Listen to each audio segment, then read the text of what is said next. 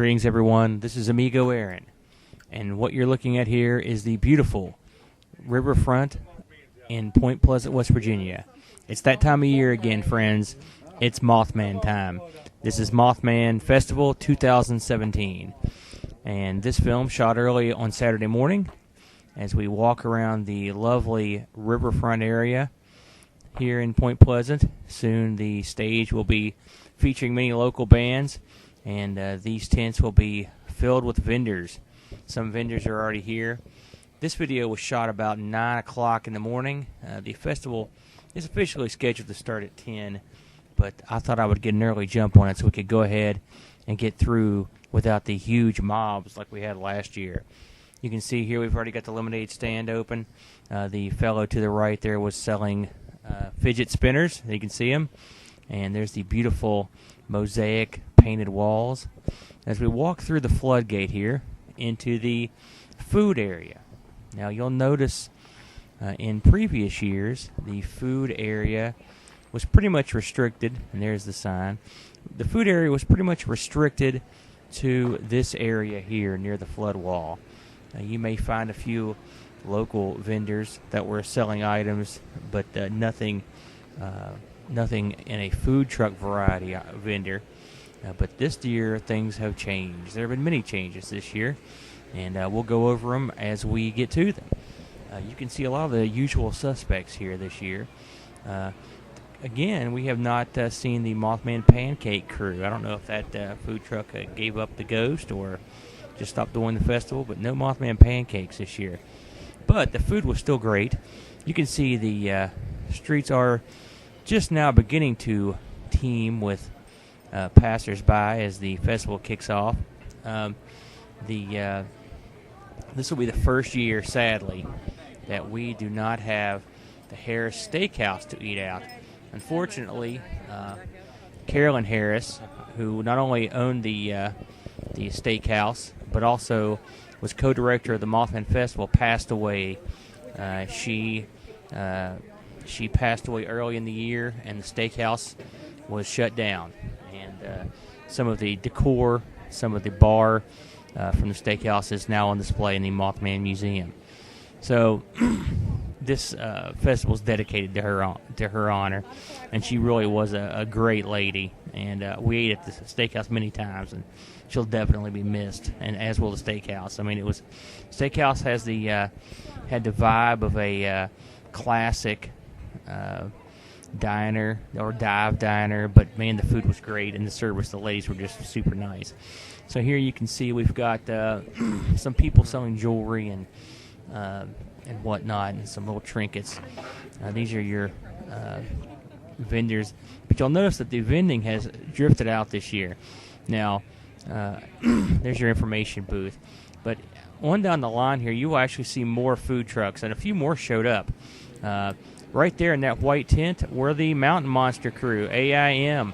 The whole gang was there except for Trapper. They said Trapper is still suffering from some medical issues. Trapper's an old fella, and we hope he has a speedy recovery. But the rest of the gang were there. This year, I actually got to talk with the team, and my girlfriend got their autographs, and they're very similar to what they are on TV. Just some crazy guys. There's a new pizza vendor right there. I hadn't seen him before. He did good work. He did a lot of good business. Now, if you'll recall, last year you had the Star Wars guys that were working on the right-hand side of the street here, but they've moved on to a better area. Those guys were selling Mothman cotton candy to the left there, and they were very clever. They put red eyes on the bags and called it Moth Floss. And of course, here's another food vendor. So again, you're seeing the vendors that you don't normally have down this street. This street usually has had nothing going on this far down, but you'll see that they've had vendors stacked way down here this year. And there are some reasons for that, which I'll get into in a little bit. But the good news was, with more food vendors and a more spread out festival, the massive throngs and the huge shifting masses of humanity on the street were much lighter this year because it was so spread out. You can see this fellow did some really interesting art. I thought he had a real unique look to it. I think these ladies were selling jewelry, yes, and you've got something. This guy had some crazy art, some Rick and Morty stuff, and some just very interesting sort of cartoony, caricature almost type art. It was really unique and interesting. I had a real hard look at his booth. These people here had some very interesting jewelry and some custom stuff that was real nice. There was a lot of jewelry here this year. Of course, here's another food truck. Like I said, there's food trucks further out than there used to be. Some more. This is a tourism lady who was selling local books. And here you've got some Bigfoot stuff. Again, Bigfoot was big this year. These guys had a bunch of stuff. They had spinners, they had hats, they had books, they had everything. All the stuff you need. They had hats, the whole 9 yards. And they usually had a pretty packed house. The ice cream bar there, which opened up pretty soon after I passed by here. Now, you'll see on your right, this is a new feature. I don't remember seeing this last year. This is a little haunted house they put together. And believe it or not, that inflated opening actually leads into that huge area back there. My son and girlfriend went in it and said there's a maze, some live actors, and scared the crap out of my kids, so can't be too bad. And then, again, more food up here. And again, now you're on the very outskirts of town. You can see in the background there the carriage was working in this year, the horse-drawn carriage. Now, I had to walk out here to see this fellow, and you're going to come up on the right there at the senior center. They had vendor parking, or if you wanted to pay for it, of course, $20 get you a weekend of parking. Now, this fellow had some tremendous wooden art. Look at this Bigfoot. His prices, I mean, if you consider what you're looking at here, I thought this was my vendor of the show, if you want the truth. Now, you can see these. He's got a lot of Bigfoots, or big feet, if you will, Sasquatch. He also had some Mothmans. Now, that's officially where the end of the convention this way, or the festival this way ends. Now, right, just not too far up the street, there's the River Museum, and then a little further down, you'll get to the Cornstalk Park down there. This guy, I have seen Mothman, and he also had an I have seen Bigfoot guy right beside him, so these guys have seen it. But anyway, getting back to this wood, you can see that the Bigfoot there is huge. He was only asking $1,000 for that, which I know you're thinking, $1,000. But I mean, this was hand-carved. It was simply gorgeous.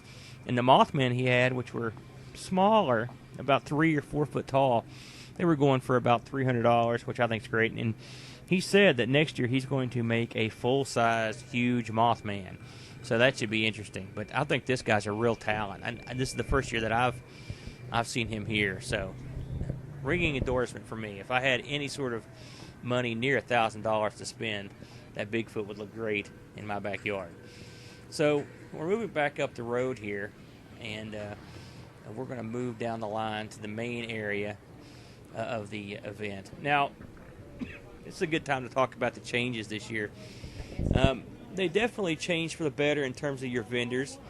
Like I said, the vendors being spread out. I think that cut down on the amount of people clogging the streets at once. I love the Mothman flasks he had there, and he also had some shot glasses. But one thing they did do this year, which I guess you would say it's controversial, is they changed the way parking worked, and they changed it.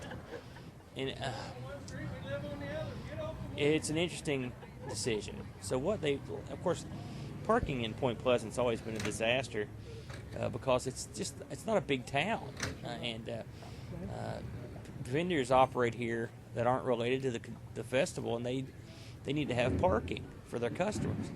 And so apparently it was a headache. And if you'll recall my video from last year, there were just 10,000 or more people here, and it just flooded the city. Hey, how are you? It was a nightmare. And so what they decided to do, and they tried this last year with some success. My girl will be back here with some money in but hand. They decided to have Thank you. the majority of the parking at the park out of town, and they were shuttling people in. Now, I don't believe there was a charge for this last year. I could be wrong, and someone can correct me. But this year there was absolutely a charge. And the charge was $10, which is a little steep. Now, what does your $10 get you? It gets you 1 day of parking and as many trips as you want back and forth to your car in the shuttle. And we actually we were helping vend this year, but we still had to take we didn't have a parking spot in town, so we actually took advantage of the bus and rode it in and out. But it was a real hassle if you were carrying in stuff for a table. And so vendors, it was a problem.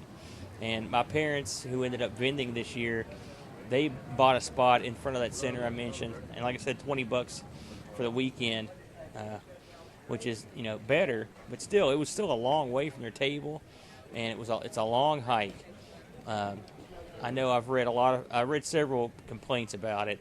And I will admit I was complaining as I chucked over $10 because what they've done is they've blocked off the majority of the parking in town. There was parking at a Mexican restaurant that we used to use that was blocked off completely. Bank parking lots that we used to be able to use were blocked off. Public areas that we used to park in were blocked off. Plus the fact that you're parking your car in a park, which is a public park, and then you're getting charged $10. Now I understand they have overhead. But this was a pain, and really I don't see any. I don't see a better solution than this. I mean, the price was annoying, and the fact that you couldn't bring everything you needed in with you was annoying. Whether there's a visitor or not, there are people that need to get stuff out of their cars and whatnot, and it's a hassle. So that is a to be determined situation. I mean, part of me liked the idea because it made it easier to park because you could just go out there and park. But also, there wasn't very good directions to get there either. So parking, always an issue, and this year no different. Everything. So here we are in the main thoroughfare coming into the area with the Mothman statue. You're going to recognize a lot of these fellows from people we saw last year. This guy was selling these nuts, the moonshine nuts. And, of course, the Mothman of Grove City, who has the insects. Every year, I can't remember him ever missing the event, and this year was no different. He was back again. So here we go. You've got your usual suspects here as well. These guys come every year with their Goodwill art that they've added monsters to. I saw people carrying this around, so it's popular. My girlfriend's dying to get one. And I keep telling her, I was like, we could do that. She's like, yeah, but they do such a good job. So whatever, it's a great gimmick. They also sell T-shirts and stuff. And, they were at it again. These ladies were selling jewelry, some action figures, and these square guys, these kind of wacky things. I believe they had some of those last year. We had a ghost group from Ohio setting up there, and there's another one. We had a lot of Ohio ghost groups. I saw several in attendance in their shirts, that was kind of neat. Because last year I didn't see too many ghost groups, or maybe I didn't see any that were set up at in Point Pleasant. You've got some action figures there, some really nice stuff of various monsters, which I think were just awesome. Definitely look at. I mean, again, that's high dollar stuff. I always wonder who comes to these festivals with hundreds and hundreds of dollars. I really like your stuff. Is ready to spend it. Because unfortunately, I never do. And I don't see a lot of people carrying this stuff around. But, I mean, these guys show up every year, so I'm going to assume that they're selling stuff, the high dollar stuff must still sell to somebody. The guy here to our right sells every year. I talk to this guy every year. He sells the Mothman comic book and coloring books, and this year he had a Ohio version of the monster books, which we bought. We bought every coloring book he has for our child. He likes them. Let's talk about this group here. Every year they're selling the T-shirts. Now $10, it's a pretty good deal. They had some good stuff in there. Of course, now we're looking out and beyond. Near those trees is your main drag into town. We're going to swing around this bush here and head back down the other side of the area here. They had everything real nicely done this year. It was they always do. The city does a great job getting ready for this event. Beautiful flowers everywhere, beautiful flowers hanging. Everything was real nice and neat and well kept. Plenty of city workers were here, and they did a great job. I mean, at Point Pleasant, they know where their bread is buttered. This guy right here, who has the hockey masks, the custom-made hockey masks, we actually bought a coat off him, a hoodie, and it was a Mothman hoodie for my son. It's got leather wings on the back and the red eyes. It was so cool. We had to pick it up. So that was one of the purchases we made this year. This is the tent where you sit to get the authors, and there's Harley Quinn. You get the authors, and you get some of the artists on down the line here. These tents last year were literally impassable. If you'll recall my video from last year, you couldn't even get through. This year, much easier, of course. Now, this is early, but I went at the heart of this thing and just still had no problem. There's a lady selling the Fate magazines, which once again, we got some. Dudding, I believe we saw one of his lectures. He's an interesting fellow. There's a fellow I'm thinking of. He's the guy that's doing research on the TNT area, which we actually got to catch a couple lectures this year for the first time in a while. And he had a very good lecture. These folks are selling Mothman posters. They're here every year. Every year they've got new stuff, and it's always nice. I have a couple of their posters on the wall. And, of course, there's the fabled Mothman statue. First erected in 2003, as I recall. It was during the second year of the festival. And I believe the fellow that put that up was named Bob Roach. Yes, Bob Roach. And 12 foot tall, the centerpiece of not only the festival, but of the entire city, really. I mean, people come here to see that statue year-round. And as many times as we've been in Point Pleasant, and we go here several times a year just to nose around, and it's always got people there taking photos. It always amuses me. Those people have some real nice stuff there, some figurines and some. I think I bought wind chimes from those folks one time. They always have some nice stuff. Now we're passing the world's only Mothman Museum, ran by the man himself, the fellow who actually, started the event. To be honest with you, and his name is Jeff Walmsley. We saw Jeff many times on our trip here, just zooming around in his little golf cart.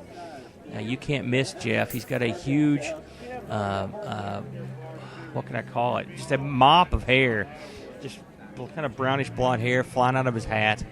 He hasn't changed. Say hi. First time I met Walmsley was, on a private tour he did years ago for me and my girlfriend, and just a great guy, real nice fellow, and boy, he's got to be happy that his event has grown so much. So as we make our way down the main street here in Point Pleasant, you'll see that of course, you've got your vendors. There's the tent where the royalty of the Mothman Festival would hang out. Those were the people that won the beauty pageants. Young Miss Mothman, and there's a young Mr. Mothman, and then the Miss Mothman, and I believe there's probably 10 or 12 winners, various divisions of that. We have passed the Lowell Hotel on our left, and as we move up the street here, you're going to see the antique store, which my mom and aunt were more than happy to go mill around in. The Mason Jar, they've always got a lot of stuff, even when the festival's not in session. They've always got just a lot of great stuff. Here's some people selling some food. Again, these aren't vendors. These are just local folks that are trying to get some food out there and make a few bucks. And usually you'll get a better deal, and certainly with shorter lines as well. The Bible bookstore here, they even had some stuff out. Most people in town, I think, dig the festival. I've heard rumblings over the years that certain people in town don't like it, but they've got to like the amount of people you get in here, and if you can make it work for your business, then all the better. Now, this is where the Star Wars guys were moved to, or decided to go. This is far more appropriate for them. Of course, there's your action figure picture posing area. You had the Legion was out. They were selling their stuff. This guy was doing caricatures. But we saw Star Wars guys walking around most of the day. And they had good crowds over there too. It's odd that you'd have Star Wars reenactors here, but one thing that festivals embraced is cosplayers, and we saw quite a few of them as the day went on. On up the street here, which I didn't go up all the way because they were setting up, but there was also the Ghostbusters were set up the street with the giant marshmallow man. They also had a like a zip line set up and a spinning jump ride for kids, which my kid got repeatedly mauled on, and so they had a good time. That stuff was setting up. These are some people selling some like tie-dyes. I see Tina from Bob's Burgers there, which we love that show. So I think that's kind of cute. We saw that lady all over the place. I will say, in a separate video I'll be posting later, I've got a video of nothing. It's just like a few minutes of people watching, just people that would drive by our stand, and it was great. And one of the things I really love about the Mothman, in fact, it's probably the thing I love the most. This lady here has some great like wind chimes that I guess they laser cut. But the Mothman is great because you get a gang of people together that would never hang out in the real world. You've got all ethnicities. You've got lesbians hanging out with bikers, and you've got comic book geeks hanging out with horror movie buffs, and you've got people coming out from the back hills. They're coming to town here. You've got beatniks, and you've got hipsters. You've got everyone here, and when I say these labels, it's not meant in a derogatory way. Everyone comes here to have a good time. There's a groovy atmosphere that people just enjoy. They just let their freak flag fly. I saw every sort of crazy costume. I saw every sort of crazy hairdo, wacky T-shirts. It renewed my sense of that we might make it as a human race. I know this is getting deep, but that's one thing. That's my favorite thing about the Mothman. So I shot this a little later. This is as the concert revs up, and we'll leave you with this beautiful view of the riverfront. This was a great year for the Mothman, and I can't wait for next year. It's gotten better every year, and I think from here, the future looks bright. This is Aaron of the Amigos. Have a great day. Adios.